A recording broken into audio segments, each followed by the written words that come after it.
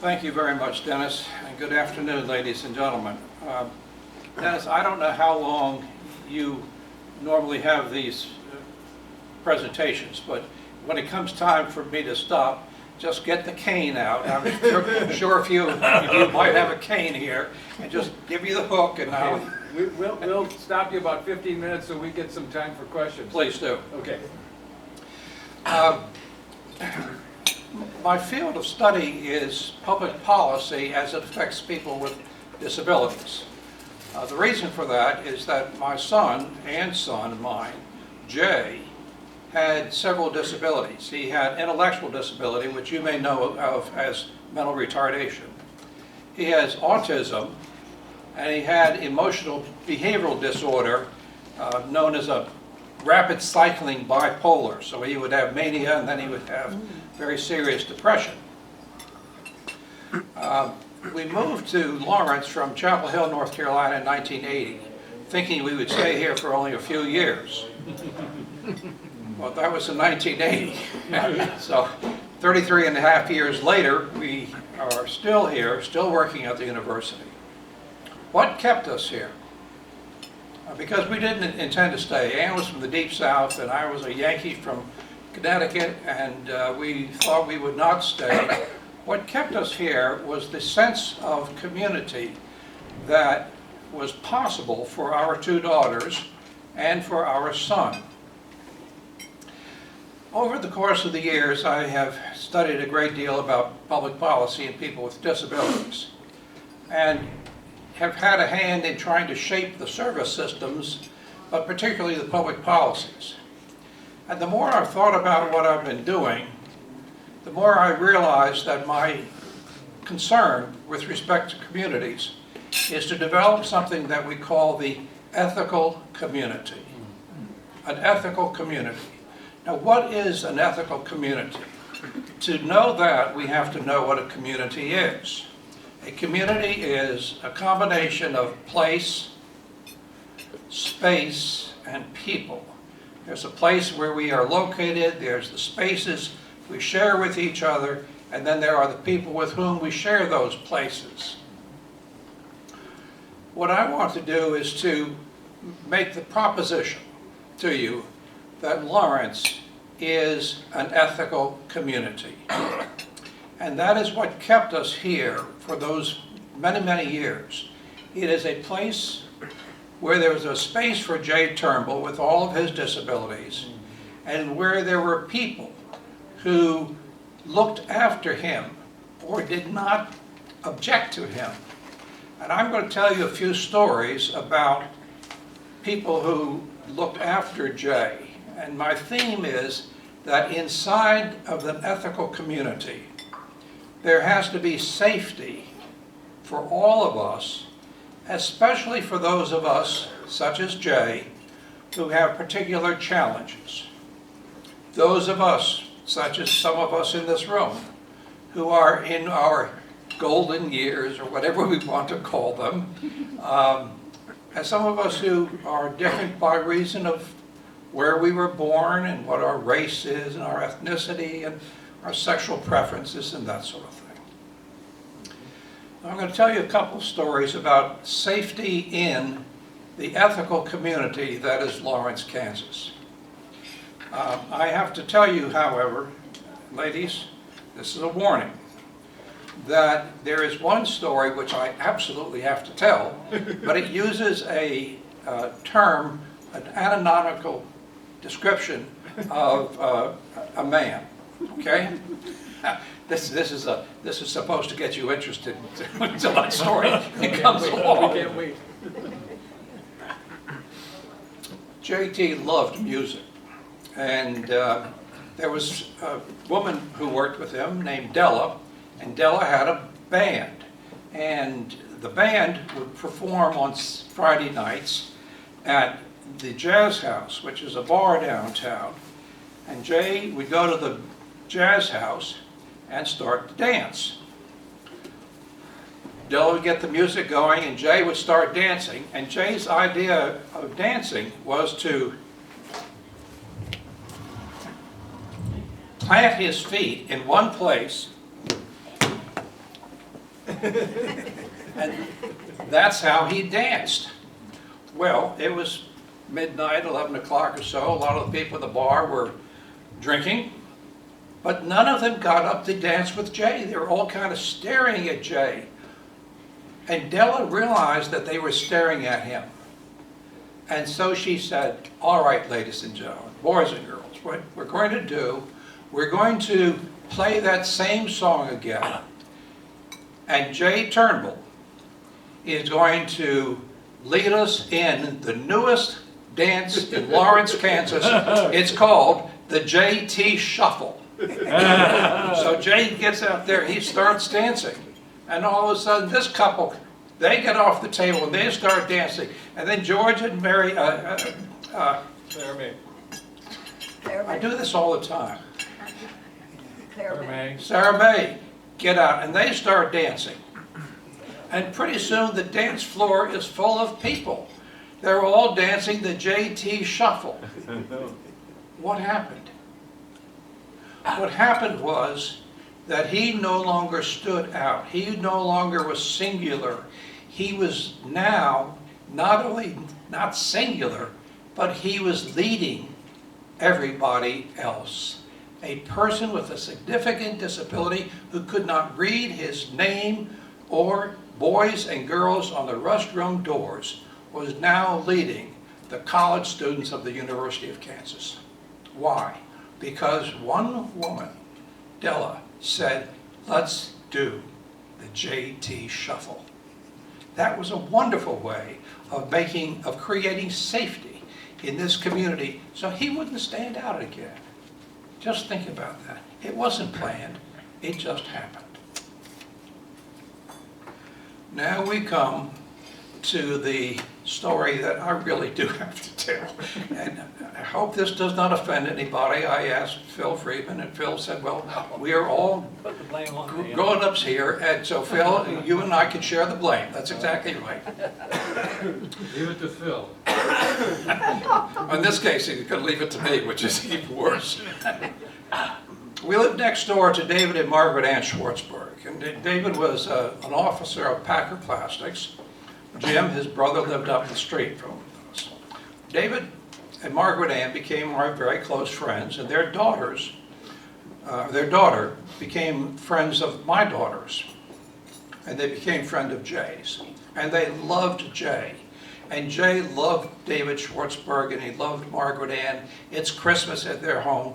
Their lights are going on, there's music going on, there's people coming in from all over the place. And Jay and Ann and Margaret Ann and I are standing at the front door, and in comes this couple from St. Louis, who are friends of the Schwartzbergs. They are a very proper couple.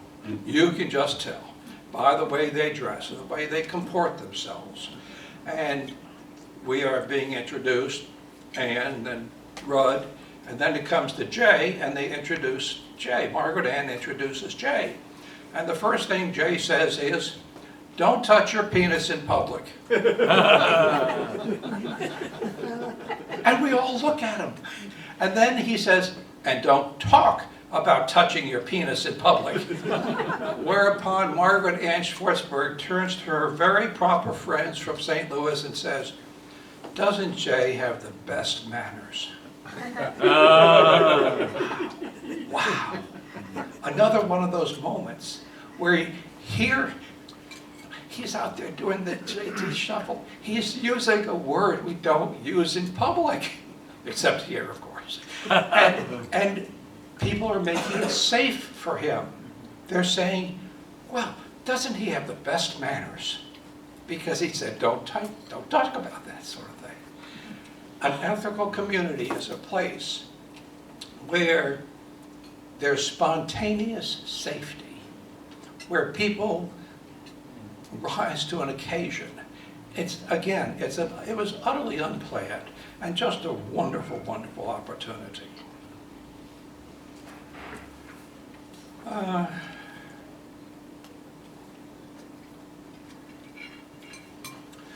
When Jay was, we were on sabbatical in Bethesda, Maryland, 1987-88. Came back to Lawrence, and Jay was no longer eligible to go to the public schools. He had grown too old. We didn't know what to do. Well, one thing we did, however, is to hire a young man who was the resident advisor of the Sigma Alpha Epsilon fraternity here. And we said, his name was Charles. I said, Charles, your job is to find some activities for Jay in the afternoon. So they would go up to the SAE fraternity house and they would hang out there. And by the way, I told David Ambler, the Vice Chancellor for Student Affairs, Jay is hanging out at the SAE house. He said, oh my God, Rud. He said, you are kidding me. He said, that's Animal House at the University of Kansas. We've been trying to throw them off campus all these years. Well, Jay goes up to SAE fraternity house and he starts going to the dances down there. Well, let me tell you, there are behaviors in a fraternity house which you do not want to see or hear in public. But you know, Jay had all those behaviors, and he could say things, he could make noises, he could do some touching, and it was all very normal at the Sigma Alpha Epsilon house, at the Animal House. And once again, there was an environment, and Jay fit that environment. Two boys from the fraternity called up one night, 2 o'clock in the morning, and said, Mr. Turnbull, did we bother you? And I said, of course not. I've been waiting up all night for you to telephone. What's up? I woke up. They said, we want to initiate Jay as an honorary member of the SAE fraternity. Is that all right with you? I said, that's absolutely wonderful. Went back to bed. Ann said, what's that all about? And I said, well, Jay's going to be a member of the SAE fraternity. One of our dreams has come true. She said, yes, but what about your fantasy that he would belong to a sorority? Well, you know, that happened too, because fraternity boys and sorority girls hang out together. And over the course of that year, 1987-88, these two young men, Pat Hughes and Corey Royer, created a program that still operates at the University of Kansas. It's called Natural Ties. And in Natural Ties, 150 members of the undergraduate program spend Wednesday nights, every Wednesday night when they're here, with 300 adults who have developmental disabilities. Now, Ann and I created an endowment association gift on Jay's behalf, but no gift is any more permanent than the idea that Jay Turnbull is continuing to teach 300 undergraduates every year, including in the 5 years since he's died. There is an ethical community that's being created among people who we should expect, because they're KU students, will have an important role in this state and in this nation and in this world. And what are they learning? They are learning something about being together in a place and a space with somebody who is not exactly like them. They are learning something about the ethics of being together with each other. Jay just loved it down there. I'm not so sure his behavior improved, but he loved it down there.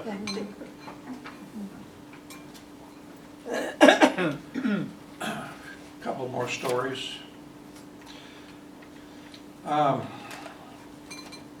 Pat and Corey, the two men who created Natural Ties, came to us after a month or two working with Jay and said, we would love to live with Jay Turnbull.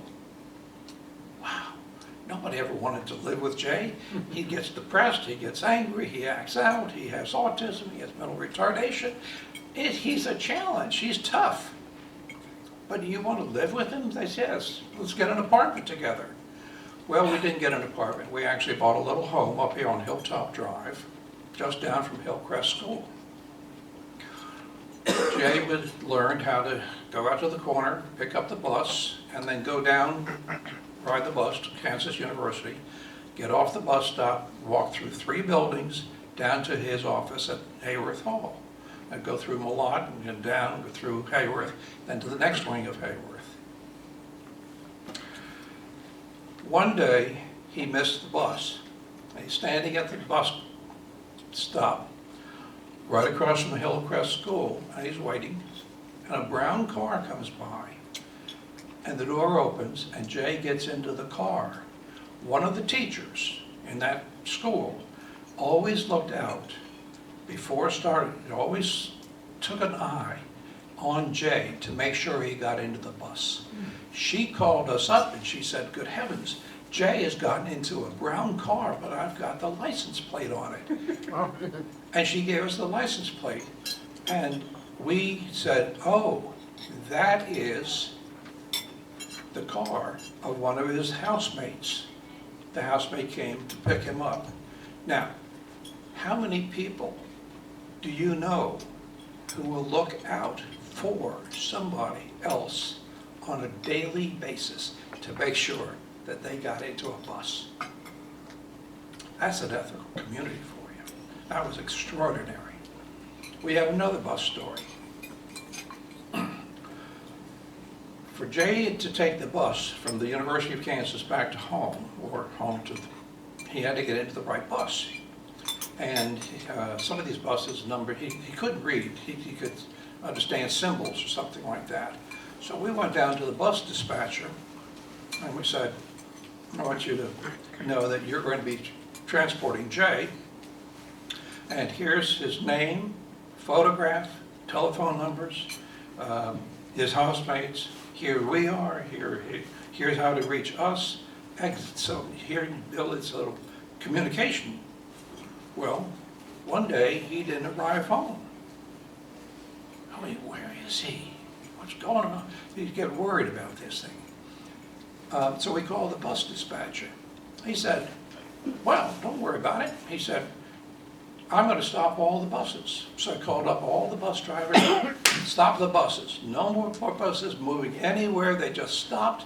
And he said, now, I'm going to speak to each one of my bus drivers and find out if Jay is on that bus. I'll call you back in a few minutes. About 15 or 20 minutes later, he called back. He said, we've got him. Matter of fact, I know exactly where he is. I'm going to go up. I'm going to pick Jay up in my car, and I'll take him home. I said, that is wonderful. We are so worried that Jay was lost. And the van said, he wasn't lost. He was just misplaced. Wow. Can you imagine that? He could not get lost on the KU bus system. He simply couldn't get lost. He'd get in the wrong bus. He was at the wrong place, but he was never lost. Well, these stories are great. I mean, this is Lawrence, Kansas. What an extraordinary place. Before we had the bus, we had to use the taxi system. And there was a little cab system here in town. I can't remember the name of it, but Ann went down to see the owner of the taxi system. Her name was Shirley, and Ann said, now Shirley, we need to have a bus for our son Jay. And I'm worried. Shirley said, tell me your worries. There's good counseling, psychology. So tell me your worries. So I said, well, I get in the wrong cab. The cab driver will hurt him, might assault him, take him to his home, steal from him, all of these things you worry about. And Shirley's listening, and she's nodding, and then she reaches into the drawer of her desk and she pulls out a little box, and it's got construction paper in it. She's got a bunch of green cards over here and a bunch of red cards over here. And she said, now let's see, Ann, you had 5 worries. 1 green card, 2 green cards, 3 green cards, 4 green cards, 5 green cards. And Ann, who's a pretty intelligent person, said, Shirley, I don't get it. What's going on? And Shirley said, well, Ann, it's very simple. Like, duh, you didn't get it. I'm giving you my green cards of answers. You gave me your red cards about worries. I'm giving you my green cards of answers. You come back in a day, and we're going to solve this problem. Ann came back the next day, and here's a driver in the office, and Ann said, Shirley, do you have an answer? And Shirley said, yes. Bill is the answer. She said, I have never assigned a particular driver for a particular passenger, just don't do it. But this time, for Jay, he is going to get his own driver. And Bill said, well, Shirley, why did you pick on me? She answered, Jay Turnbull needs a friend, and Bill, you need one too. Can you just see this sort of thing going on? And Shirley was not trained in counseling psychology. She operated a taxi cab system. Dennis, give me the high sign, and I'm going to only have a few more stories here. You're good. One of Jay's disabilities was this rapid cycling bipolar condition. And by the way, depression, you know, is one of the most underreported health conditions in the United States. When Jay became depressed, he became very depressed. He became catatonic in many respects. He couldn't get out of his bed, he couldn't eat, or he wouldn't eat. He was extraordinarily depressed. One morning, his housekeeper was on the street, but he wasn't in the house. Jay got up, he's wearing his pajamas, he's extraordinarily depressed, and he goes out to Iowa Street, Harvard in Iowa, and he begins to walk down Iowa Street in the street, in his pajamas, headed down to the University of Kansas. Because however depressed he was, he knew he belonged at KU at his job. And a car comes by, cars going by, and one car pulled over and stopped. And the young woman got out of the car and she said, Jay? And he said, yes. Where are you going? He said, work. She said, please get into the car, I'll drive you to work. And she drove him down to the office. Who was she? How did this come about?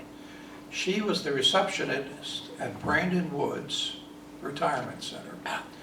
And she knew Jay because we would take Jay to Brandon Woods every Saturday to be with Mr. Patterson, Ann's daddy. The more you give your children away, the more you get back.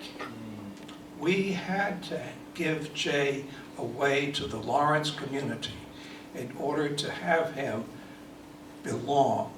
He would have a place and space and people, but only if we took the risk of giving him away. And think of these wonderful things that have happened. That's the story about kindness by the stranger. A postal service worker lived down the street from us. His daughter, young, maybe 5 or 6 years of age,